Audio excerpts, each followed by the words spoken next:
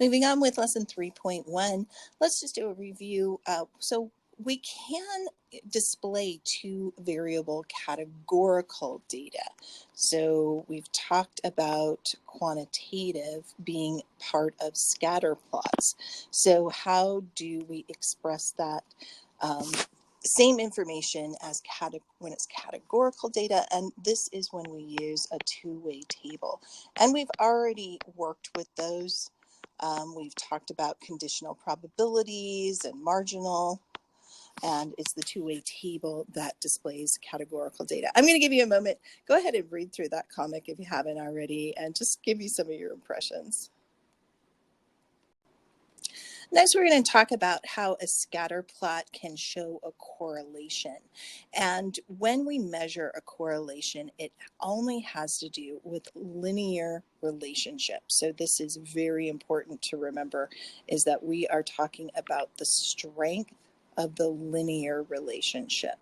So we are not talking about any curved relationships. So if you see any curve to your scatter plot, you would not have a strong R value. So that's the other thing I wanted to point out, is that we do measure correlation. We represent that measurement with the variable R. So when we talk about describing our scatter plots and we talk about strength, the R value does come into play. So this is a measurement of our strength. So you can see different scatter plots below, and you can see how strong or weak, all right, the different relationships are. So for example, this first one is very weak. We can't even tell on this graph whether it's positive or negative. So these are just all scattered all over. So this makes a very weak correlation. So we would say this is weak to no correlation. Very weak, in fact. I'm going to add the word very there. The next one is also weak, but we can see that there's some slight negative, okay, correlation.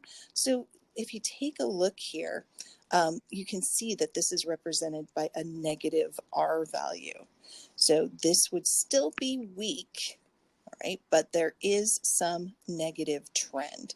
This one's a bit stronger. We can definitely see that it is a positive correlation. And so we've got an R value of 0.05. So 0.05 is very moderate. So that it's definitely positive, but it's not very strong. The stronger you get, you can see the larger this value gets. However, the positive or negative represents the direction.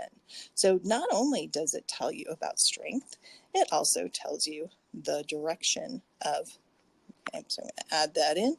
So it also tells you about the direction. And you can see it's just getting stronger. And look at this, 0.9, this still is not a perfect line. In order for it to be a 1 or a negative 1, all of these points would have to fall in a perfect line. So even this is 0.99 because these are not in a perfect line. So let's talk about the spectrum of strengths. So I've gone ahead and created a number line here, and these are kind of the cutoff numbers. This is just a rule of thumb. This is not a hard rule, but this is one that I found that generally on the AP exam works for describing weak, moderate, or strong association. It would be 0.5, 0.8 to 1. 0, of course, being no association. So anything between negative 0.5 to positive 0.5 would be weak. So first off, 0 would be none. All right, and then here, this would be from 0 to 0.5 would be a weak association. The closer to 0 you get, the more you could say very weak. Then from 0.5 to 0.8, I would go with moderate. All right, and that would be on both sides, positive and negative. And then from 0.8 to 1 would be strong associations. The closer to 1, you would say very strong. Moving on to the next page, let's go ahead and get into some facts about correlation. So correlation makes no distinction between explanatory or response variables. And why is this? So correlation, or the R value, is only a measure of strength and direction of the data, how close all that data is to a linear form. So actually, if we swapped our explanatory and response variables, reversing our X and Y on the graph, we'd actually still have the same R value.